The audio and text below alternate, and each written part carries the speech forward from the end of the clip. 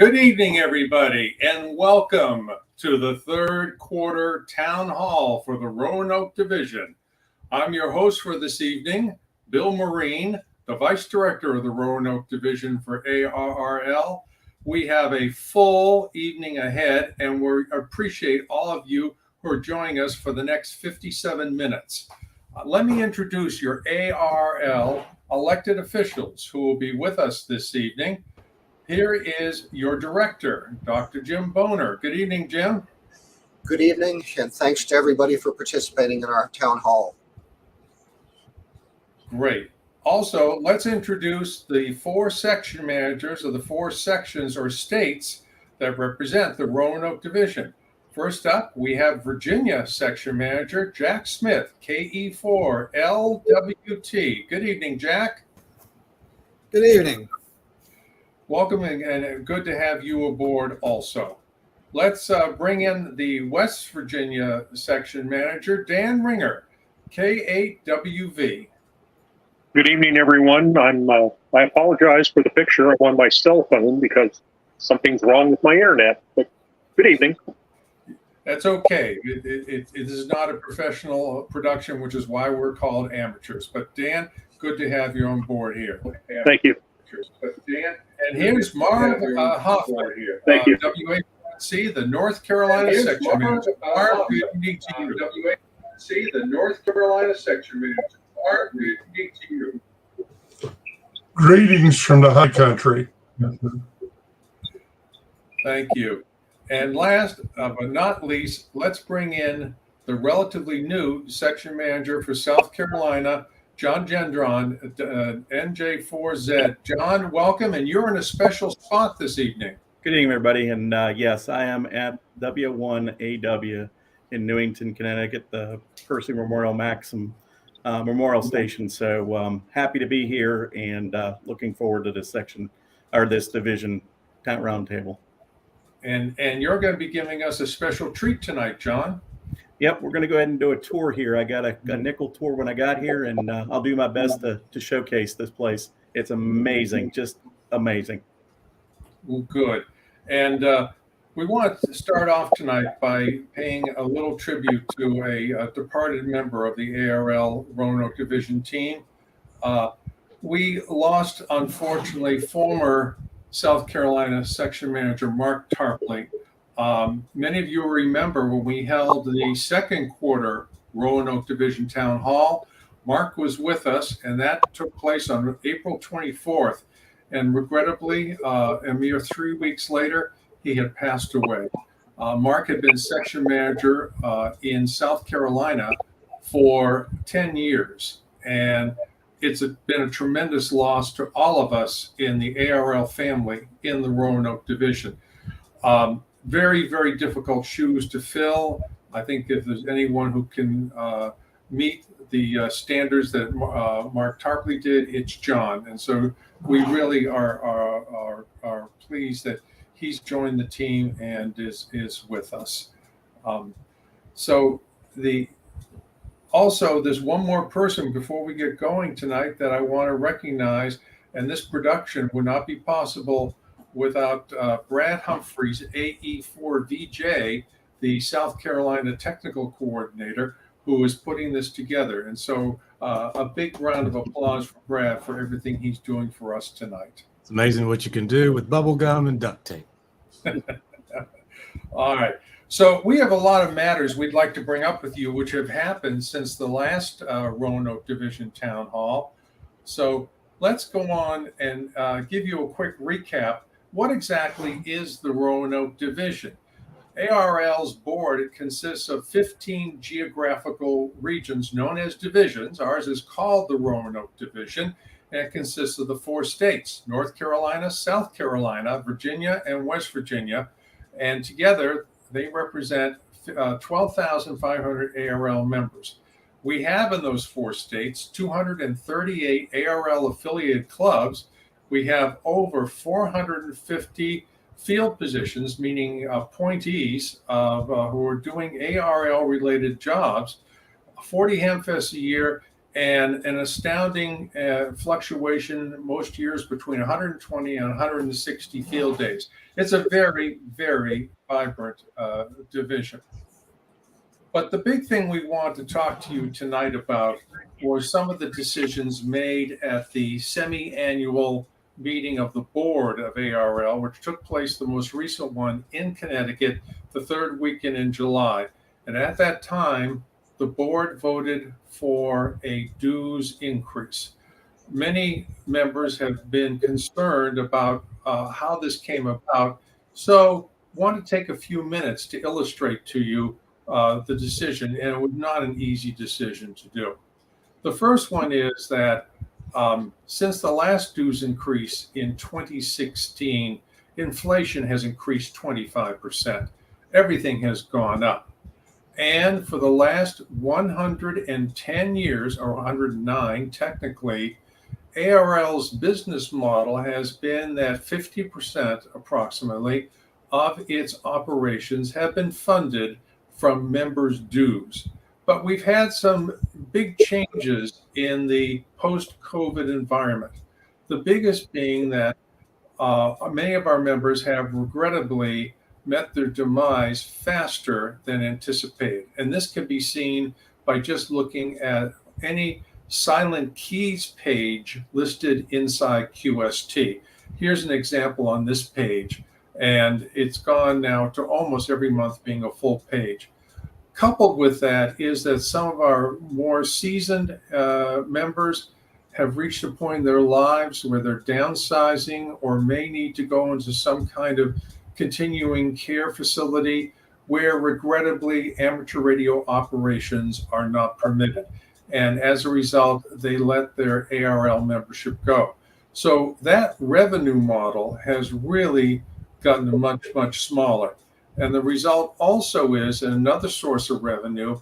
A lot of vendors have either gone out of business, the most recent of which was Fair Radio in Ohio, or they have merged. The best example of that was HRO Radio, ham radio, acquired AES, and that took out one additional advertiser. So revenues are down. This is the first of two slides tonight on the subject. The other was, in the balancing side, are the expenses. And a lot of folks, our members, are saying to us, can't you just cut expenses? Well, the headquarters has done a very good job of really cutting back to the bone. Right now, so much so it's down to essential services. For example, staff today is 40% smaller than it was at its peak in the 1980s.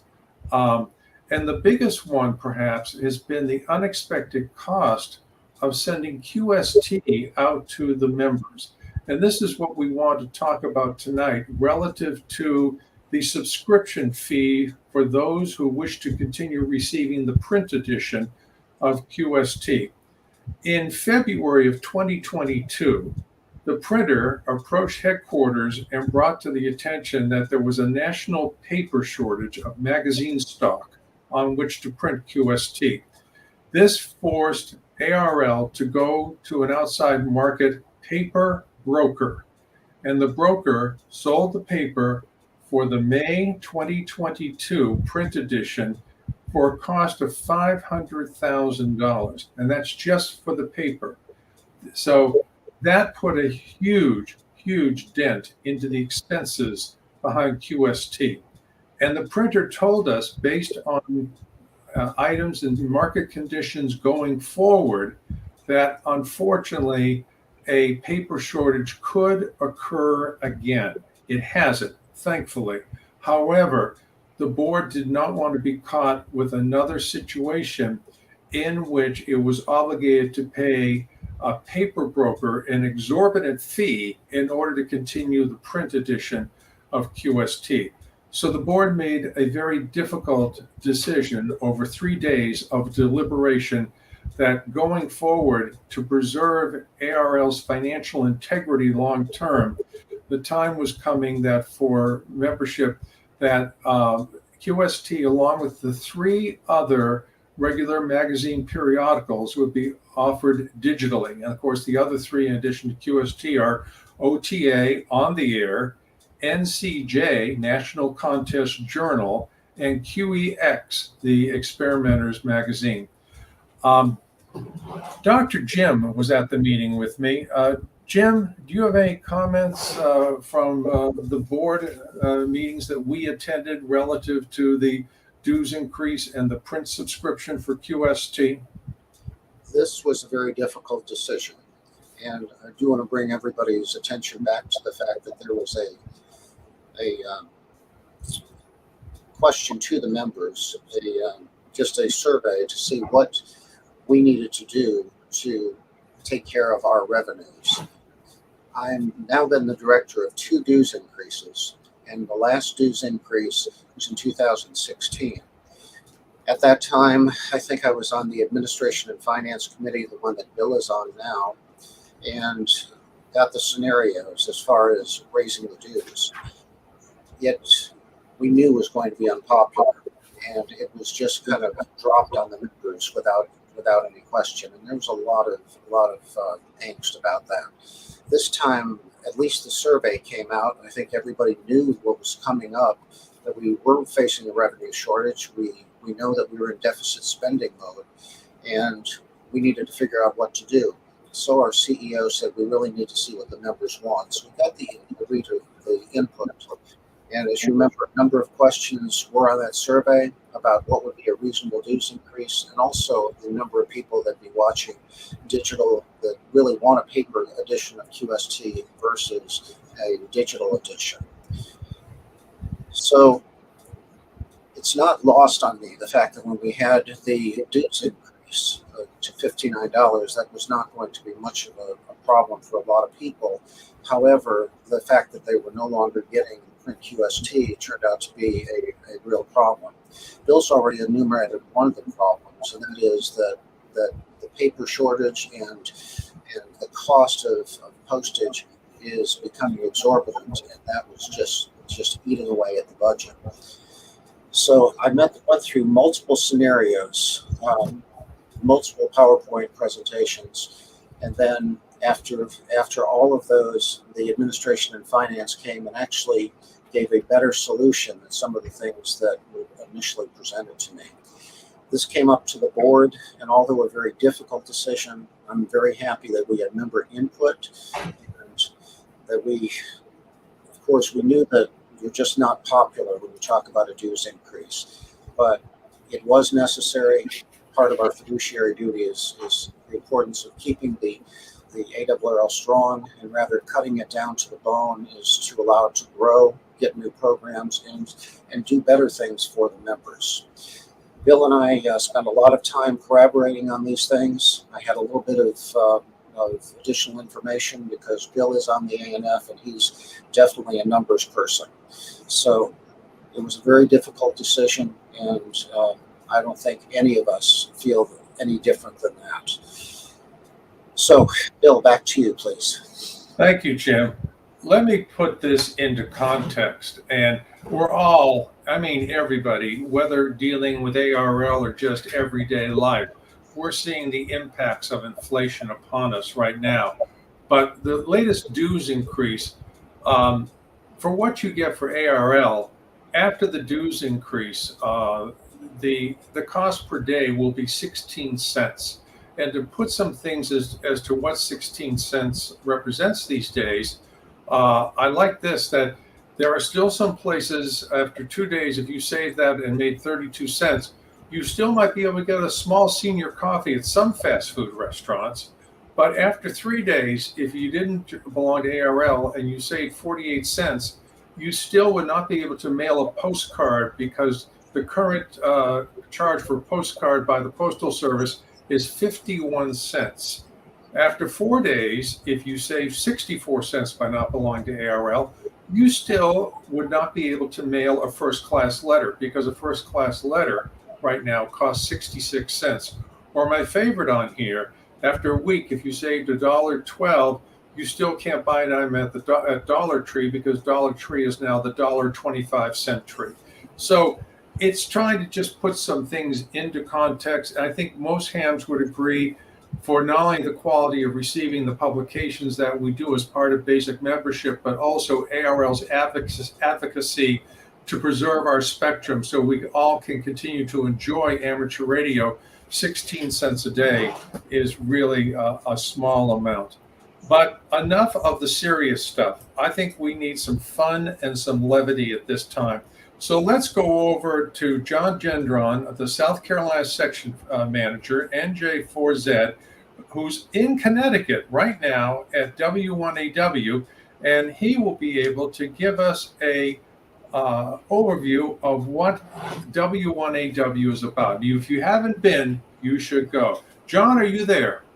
Yes, sir, I am. And I will definitely agree you need to be here as a ham to try and make a trip up here.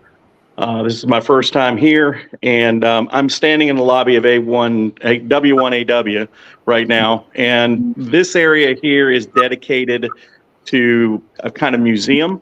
We have a shipboard transmitter from the 50s on top. We've got a transmitter from the 60s that was used here at W1AW. And then we've got Hiram Percy Maxim's, his actual transmitter that he built sitting here. Now, they say it used to work. It doesn't work so well anymore. On the other side of the lobby, there's the guest book and Mr. Maxim's desk and a transmit receive switch with a key. Some pretty amazing stuff in here. Some memorabilia up on the wall. It's all framed. And then as we go into the main room, which is like the candy store. I wish I can go outside and show you the antennas because those are really cool, but it's so dark here you wouldn't be able to see anything. So this bay here, the first 5 cabinets are dedicated to the ARRL bulletins and to the code proficiency testing. They transmit simultaneously 2 meters through 160 in these bays. The final bay is the patch bays for all of the studios here that go into the antennas outside. So it's a one-to-one kind of patch. They've got patch leads built up in there, and you patch in the antenna you want to use. On the wall here, we have a geochron, and we also have 4 cabinets. The first cabinet is APRS and Star HF Mars. The second cabinet's a demo cabinet. The third cabinet is the HF and VHF Echo Link and WL2K. And the fourth one is an RLP repeater for the station. This is where they monitor all of the activity here for the bulletin and for the code proficiencies. So there are 3 studios that are here for people to operate. And I think they operate from about 9 in the morning till about 4 in the afternoon. In Studio 1, where I was sitting for the earlier part of the broadcast, we have a Yaesu FTDX 101 MP and a Kenwood TS 990, and also 2 RF kit RF2K-S amplifiers, some bandpass filters, and of course some QSL cards, a world map. As we walk into Studio 2, this has the satellite bay in it. So you've got an IC 9100 and the assorted controls for the azimuth and elevation rotator, and all of the information, all the accoutrements you need for satellite communications. And then in the second position here, we have a venerable Yaesu FTDX 5000. Some very nice keys and headsets. We also have some additional information here on the wall, including a weather station, which is kind of cool. And as we go into Studio 3, here we have the smaller studio. It's a little cramped in here, so I apologize. We've got a Kenwood TS590, and that's tied to an ACOM 2000 amplifier.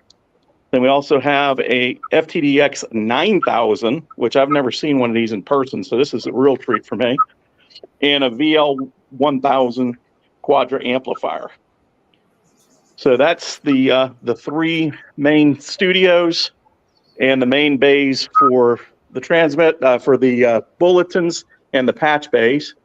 And then in the back, we've got a bathroom and a small kitchen area. And this is the front of the building here.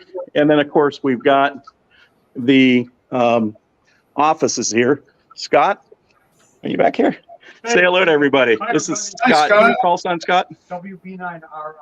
And he's one of the station operators here. And he's here managing the bulletin and the code proficiency this evening.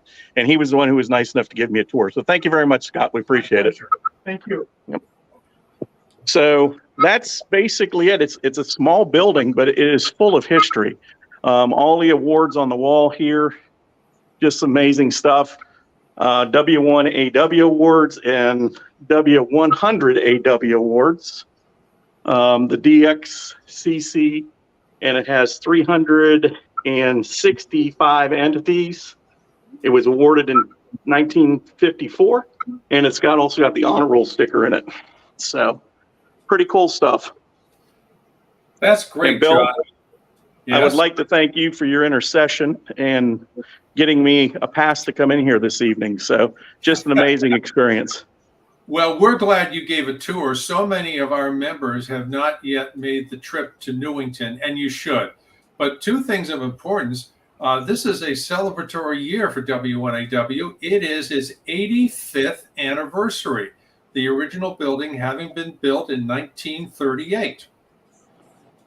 Well, and I have the check here on the wall that was used to purchase the building, and it's dated 1949. So they've got that up on the wall. That's great. And a reminder, if you ever want to go to Newington and operate, you can, but you should make a reservation, because operators coming and operating from W1AW is very popular. And we would hate to see you make the trip and be disappointed that there may not be an operating slot available for you. So if you go, just call headquarters and say you'd like to see if there's a time that you can come in and operate W1AW. It's a real treat to do it. What a great tour. Yep. Well, thank you very much. And again, Bill, thank you. And Jim, thank you for your intercession to get this set up for me to come in here. And Scott, thank you for sitting around and waiting for me to get here. So with that, I guess that's the end of the tour.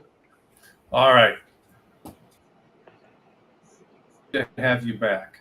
All right. Let's move on to a couple of other items. And that is, we wanted to give you an update tonight of what is going on with the legal and regulatory environment. It's been relatively quiet for the last decade or so at the FCC, and ironically, because in the last 12 years, there have been very few licensed amateur radio operators on staff at the FCC, and including the Wireless Telecommunications Bureau, WTB, the department inside the FCC, which regulates amateur radio. And so there's been a lack of movement until recently. And we had a breakthrough on June 21st this year when Congresswoman Debbie Lesko of Arizona, in a hearing before her committee on the Energy and Telecommunications Subcommittee, I believe it is, asked the direct question of the chairwoman of FCC, Jessica Rosenworcel, why a lot of the rule petitions that have been cleared administratively had not been voted upon by the commissioners regarding amateur radio. And there's been some pressure brought on the FCC from various legislators, Senator Richard Blumenthal of Connecticut, Roger Wicker of Missouri, and from the House side, Tom Cole of Oklahoma, Bill Johnson of Ohio, all asking the FCC, why haven't amateur radio items been addressed by the commission for the last 8 to 10 years? The third bullet point down is where we may see the next action. And this is a matter that has to do primarily with the emergency communications community, but it has to do with the permission of expanding data speed so that the WinLink speed of PACTOR 4 could be used and be allowed on a permanent basis rather than on a special permission basis. Perhaps a small victory when it comes, but it could be the thing that breaks the logjam. And also, for those of you tonight watching who live in homeowner associations that may have language in the covenants that preclude amateur radio antennas, there is a bill in Congress that has been introduced. It is H.R. 4006, and it is still in committee right now. It has not been scheduled for hearings. ARRL's LAC, Legislative Advocacy Committee, will be sending out notices to members when they would like to have members make comments on advocating and supporting this bill. Hearings haven't been scheduled yet. We are hoping they will be scheduled soon. So that is the Washington update I've got here. Another couple things before we move on for general discussion. Many times members say, is there a document that I can give to officials who are not licensed amateur radio operators as to what it is that ham radio is about? And there is a splendid document which comes out once a year from ARRL. It is appropriately the ARRL annual report. And the 2022 report was released in June. Its format is set up that the back half of the report are the audited financials from ARRL CPA firm. The front half is narrative, and in fact, one of the narratives is a 4-page insert called Report to America. And this is a splendid document that you can photocopy and hand out to local, state, or federal officials that gives a wonderful overview of what is amateur radio, and more importantly, what are its tax-free contributions to society, be it through MCOM or through education such as STEM. I encourage you to download it. It's available by just going to the website and putting in the search engine annual report, and you can download it from there. All right, a couple more items before we all go in. Coming up, we are in the middle of a year-long contest called VOTA, V-O-T-A, Volunteers on the Air. This is a two-pronged event which celebrates those 7,000 ARRL members in the field who have positions that help all of us enjoy amateur radio more, such as emergency coordinators, district emergency coordinators, public information officers, anyone with that type of an appointment. They are worth points this year, and the points are being calculated automatically when you make contact with the individual and you upload the QSO to LOTW, Logbook of the World. But the other part of the VOTA this year is that every state will be getting on the air twice in the year 2023 and operate as W1AW portable, meaning in the Roanoke division, the states of South Carolina, Virginia, and North Carolina operate as W1AW/4, and West Virginia as W1AW/8. Now, how do you do it? This is very, very key. There are plenty of openings for you to operate in the dates you see. I regret, as others do, that South Carolina has already had its 2 full weeks, and they finished up on July 26th. But the other 3 states in the division, North Carolina, Virginia, and West Virginia, all have a second week coming up, and the state coordinators are looking for operators to fill slots in the upcoming times. How do you find out how to operate? On your screen are the names of the state coordinators for your states yet to come.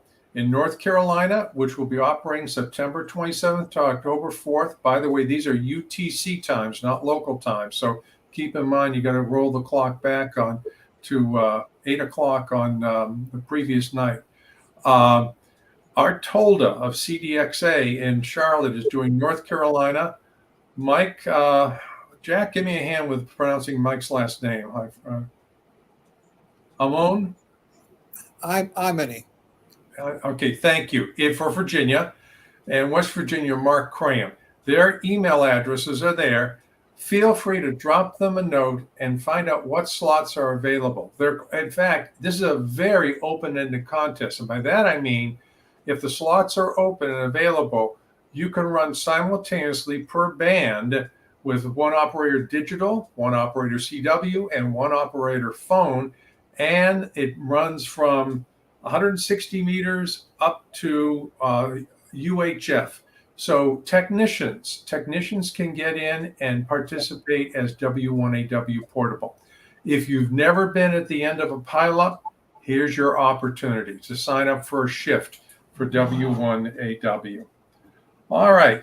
The work bands are not included in that, is that correct? Yes, thank you. That is very key. The work bands are not included. All right. Just a couple more things before we turn to roundtable and hear what's going on in the various sections. We know as part of long-term that we need to get younger people into our hobby. And members all the time say, can you give me examples of where we can reach out to youth and make a difference in showing them what a fun hobby amateur radio is? And we have such an opportunity coming up the third week in October. It is the annual JOTA, J-O-T-A, Scouting Jamboree on the Air. It also has a counterpart called JOT, which is Jamboree on the Internet. But JOTA preceded JOD, and I believe this is around the 60th anniversary of JOTA. It's unique in two respects. It's a worldwide event, not restricted to just the United States. So it's a chance to talk to scouts all over the world.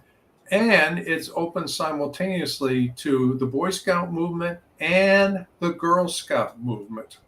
In fact, there are two badges that if you want to get involved, you don't have to, but you could do the Boy Scout Merit Badge or what is also known as ARRL's Girl Scout Radio and Wireless Technology Patch. And the next question logically is, well, how do I find out where there is a Boy Scout troop or a Girl Scout troop or event where I could coordinate and work with leaders in JOTA? And this is how you do it. The hyperlinks down below show you how to find a local council of Boy Scouts in your area or Girl Scouts. So get involved and show some younger people the fun and thrill of getting on the air. And JOTA runs from UTC time, late Friday night on October 20th to Sunday night, October 22nd. And then another opportunity to contribute to amateur radio will take place on October 14th. There will be a solar eclipse in North America, and a group of scientists headed up by Nathaniel Fizzle, WA2NAF, a professor of physics at the University of Scranton in Pennsylvania, will be looking at the effect on radio waves of a solar eclipse, particularly in not only propagation and distance, but also time delay. And if you're interested in contributing to science while just having fun operating as you normally do, go to the hyperlink you see at the bottom, www.hamsci.org/eclipse. There's been also some reporting on this through ARRL's website. So that brings us down to general events down here, and we could hear from our section managers about what is going on in our region. And I know, for example, that North Carolina section manager Marv Hoffman had an opportunity to attend a magnificent event for some middle school kids. Marv, you want to share that with everybody?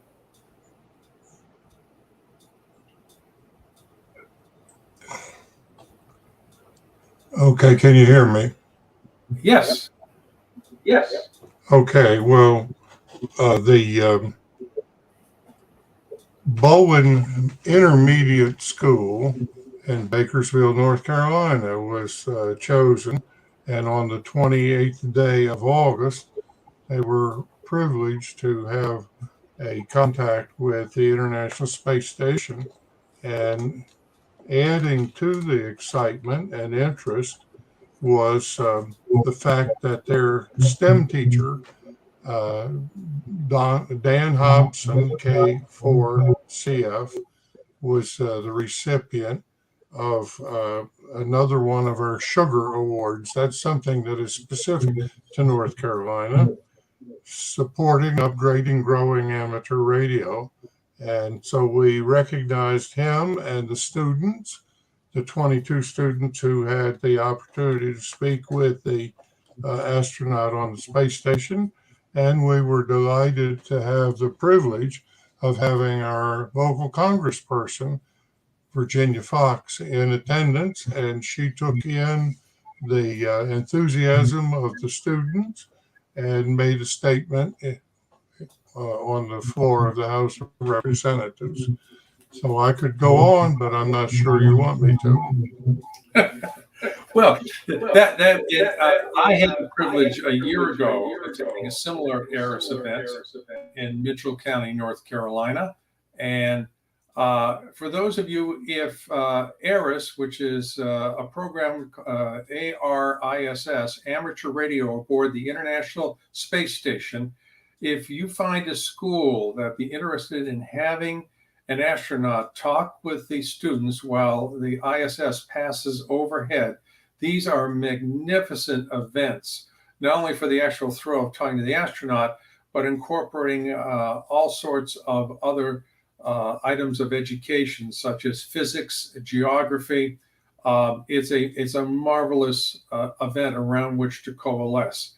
And I know Virginia had one of these last year. There are only 25 or 30 of these held in the United States every year. So we in the Roanoke division have, we've been fortunate to have between 3 and 4 per year, and they're magnificent. Thank you, Marv. Let's take a look at what John is doing and telling us what's new as he's getting acclimated in the Palmetto State of South Carolina. John, tell the Grove folks why you're up in Connecticut right now. Well, I'm up here for the section manager orientation that takes place once a year in the fall, which will take place this Saturday. Since we were coming up, and it's the first time I've had the opportunity to be in Connecticut since I was a young child, and my wife has never been, we came up for the weekend to make a little bit of a trip of it. So she's going to go tool around and do some things on Saturday while I'm in classes all day. But it's been an absolute treat to be here tonight, and I look forward to hearing more about it later this weekend. It is an honor and a privilege to be the section manager for the state of South Carolina. How unfortunate circumstances are that I was appointed to the position. But we have a lot going on and a lot to crow about in the state of South Carolina. First off, congratulations to Scott KG9V and the rest of the K2L team, who was part of 13 colonies. They finished as the top state operators with over 28,000 Qs in the log. 43 operators over that week long put up 28,000 Qs. Also, we have finished VOTA for the year, and I want to thank the Swamp Pox Contest Group and Ed Kucharski, K3DNE, for his leadership on that. We logged 22,700 contacts in the state of South Carolina for that. We have 2 ARRS upcoming contacts, which I'm very excited about.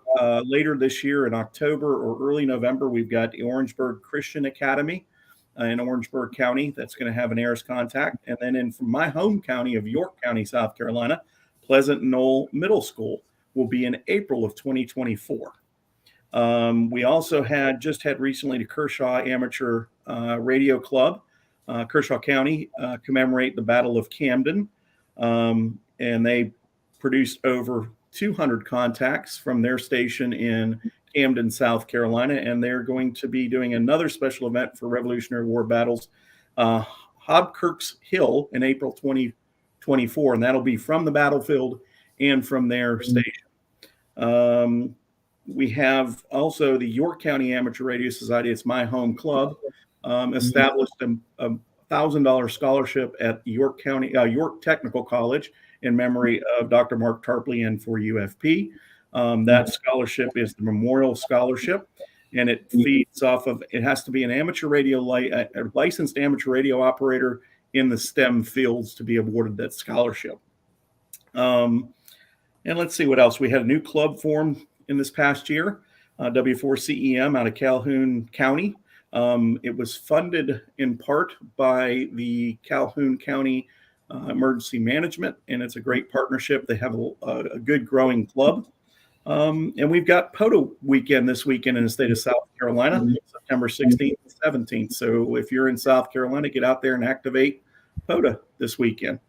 That's what I've got from the state of South Carolina. Lots going on, and we're looking forward to having a good 2024 ahead.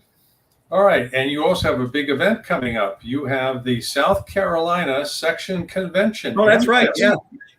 That happens October 7th, and it's the Rock Hill Hamfest, Rock Hill, South Carolina. October 7th, 8 a.m. to 2 p.m. at Covenant Presbyterian Church in Rock Hill. So sponsored by the York County Amateur Radio Society. Thank you for that reminder, Bill. I'd be remiss in not bringing that up. No, that's all right. I hope to be down there and join you too. Wonderful. All right. Safe travels and enjoy being up at ARRL headquarters. Thank you so much. All right. Let's see a couple more quick rounds, and then we'll go into questions and answers through the chat feature and hear what our members have to say or ask us. Jack, KE4LWT from Virginia. Anything in the Old Dominion state that's you'd like to share with us? Yes. So we have the Marine Corps Marathon coming up in October. And right after that, the Richmond Marathon in November. And those are both recruiting for operators to assist with them. The simulated emergency test is scheduled for the primary weekend is October 7th and 8th, and we've already pushed out the operating plan for that. VDEM has been inviting all of us throughout the area to participate in training with them, such as the communications unit leader, the information technology, ITSL, always can't remember, section leader, information technology section leader, and they have an Oxcom class that they've been recruiting for. For those of you who may remember a couple of years ago, VDEM worked out with CISA, the Cybersecurity and Infrastructure Security Agency, a exercise, and it was the first in the nation communications exercise.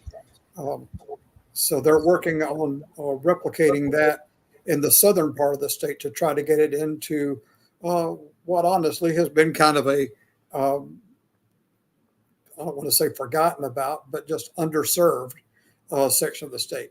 And so we're working on working with VDEM on that. And then in July, we had the ARRL activity for us at Camp Snyder. So a lot of things going on. Oh, and one, I almost forgot to mention. Yesterday, I got the email confirmation that Kilo Oscar 4 Golf Lima November. I hope I didn't mangle her call sign too much. Mackenzie, her appointment was processed at headquarters to be our first in a very long time section youth coordinator. So we're going to start developing a plan of attack tomorrow and try to get that underway. So, she's an impressive young lady attending Old Dominion University. She is, and I'm going to make sure that I don't steal her thunder when I have her introduce herself. So that will be coming up here very quickly. All right. Well, before we get to comments and Q&A, Let's check in with Section Manager Dan Ringer, K8WV, from the Mountaineer State. Dan, what do you news do you bring us from Morgantown? Well, from Morgantown in the northern part of the state, in the section, West Virginia, being the smallest section in the Roanoke division, although if you were to plow it flat, it would be bigger than Texas, we are told. The biggest thing coming up for us in the near future is the first week in November, November 1 through November 7, is our second and ultimate W1AW and Volunteers on the Air activity. And I learned when I started putting it on my calendar that there is a bit of a opportunity and a bit of an obstacle to our VOTA week there at 1st of November, because that weekend is sweepstakes.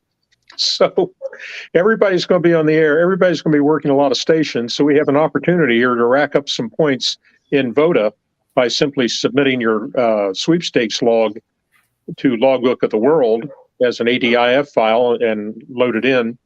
And you rack up a lot of points and have a good time.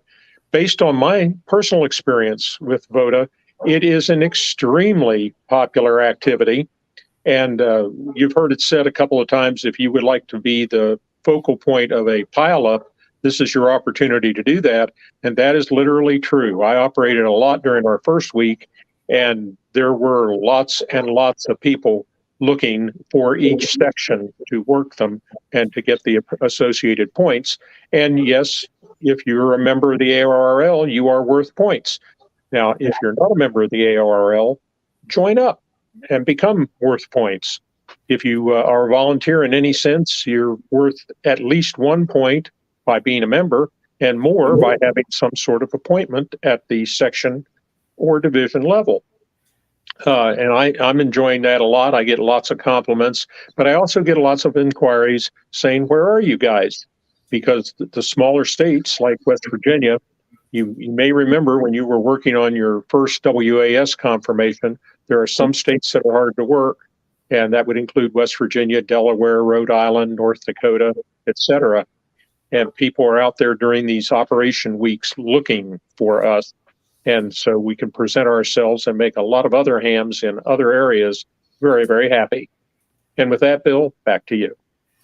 Thank you, Dan. And you're absolutely right. VOTA is just a fun event, and working as W1AW Portable is a great event too. Let's turn to our producer, Brad, and find out if anybody has put any comments into the chat box that we can address in the remaining time we have before we sign off at the top of the hour. We do. I will pop those up. We got a few. We'll just kind of go through them. And I'm going to invite my fellow leaders in the Roanoke division to chime in when they see a question come up. All right. Brian writes, on the subject of advocacy, did the ARRL submit comments to the FCC regarding the Shortwave Modernization Coalition's proposal for wideband high-power transmissions on the HF bands? Brian, they did. Jim, do you want to take that one, or you want me to answer that one? Jim, you're muted. I've got it. We got it. We got it. You're good. Am I okay? Yeah, you're fine now. Yes, as a matter of fact, we did get the information that this Shortwave Modernization Coalition was looking at putting out 20 kilowatt transmitters with 50 kilohertz bandwidth. What we did find out was that it was most advantageous for the league to put the comments in at the end of the comment period, which they did. And they spent a lot of time working with the ARRL lab, and particularly Ed Hare, who you might remember, who did a lot with other things within the league before. He doesn't like the word retired, but he's actually working there at this time. But he put in a lot of input, and the ARRL comments are available through the FCC website. Okay, thanks. Do we have another one, Brad, somebody sent in? Rich Davis, can we reduce the testing fees of other VECs have gone 100% electronic and offer free license exams? Regulator fees still stand. Great reduction for newcomers and hopefully will support ARRL monetarily in other ways. Rich, you're absolutely correct. ARRL currently, as a VEC in its own right, administers about 75% of all new licenses or upgrades in the United States through its VEC program. And we realize very much that there are two trends going on. One is movement towards on-demand testing, meaning rather than some Saturday in the future, maybe a convenient time weekdays, coupled with a reduction in fees. The board is looking at that, and it's something that we realize if ARRL wants to remain competitive, is something that we will look at earnestly and try and get back with a solution. All right, Ray Jacobs, can I purchase both on the air and QST at the same time? I'm a VE and would like to give magazines away at testing sessions. Ray, you can purchase both. However, if you're looking for the print edition, it is $25 per magazine. So if you wish to get both QST and on the air, it would be a print subscription of $25 each. I wish I could wave a magic wand and take care of that for you, but unfortunately, no. The board, and particularly the education department, is looking at brochure materials to help VEs, so that when somebody comes in to test, you have brochures that you can hand out that have information about ARRL, but it will probably not be samples of QST or on the air. All right, Gerald wants to know, and this may be our last question before we get ready to sign off. Since I have all the issues of QST and I want to receive the printed copy, what will my annual cost be? It will be $25 per year for a subscription for the print edition. But I also want to remind members that the 4 magazines that are printed, made available by, not printed, but made available by ARRL, QST, On the Air, NCJ, the National Contest Journal, and QEX, all 4 are available at no extra charge as an ARRL member. They are available to you digitally. So you can look at those at any time. Bennett writes, moving away from printed QST is responsible and reasonable. Bring on the digital editions. Well, Bennett, thank you. We do notice that, particularly in the survey from May of 2023, that younger members, those really age 50 and younger, really do prefer to go digital over the printed edition. All right, we're getting down to the end there. Let's see. Let's make this the last one, Brad. Has there been some discussion a couple months about LOTW needing to be updated? Oh, yes, it is.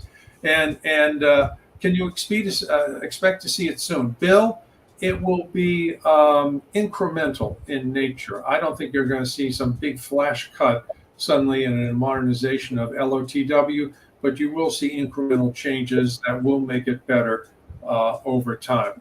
So I got 2 more I want to get to. All right, go ahead quickly. We'll do it quick, yeah. Any new word on the HOA bill in Congress? Ted, not at this time.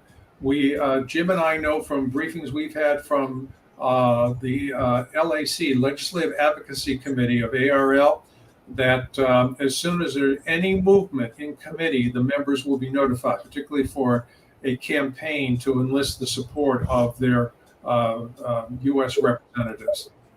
And Peter writes, will the slides of the presentation be posted? Yes, we will plan, not the slides per se, Pete, but we will be putting tonight's recording on YouTube for review later.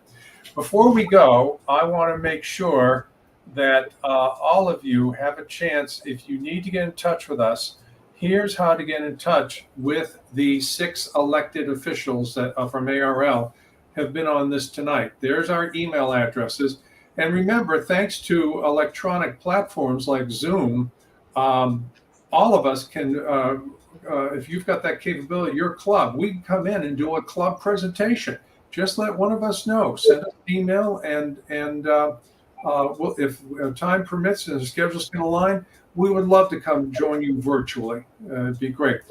We are tentatively scheduling our fourth quarter year-end town hall the week between Christmas and New Year's, most likely Thursday, December 28th. And we'll be sure to get an email out to all of you when that's going to be. So let's say goodnight from all our members tonight. We'll bring everybody back up for a finale. And we'll say 73 to 1 and all. Thanks for joining us tonight for the third quarter Roanoke Division Town Hall. Be sure that you read all the email material and newsletters coming from your section managers and from the Roanoke Division from Dr. Jim and me. So 73 to 1 and all. Have a good evening. 7-3 all. Steve, thanks.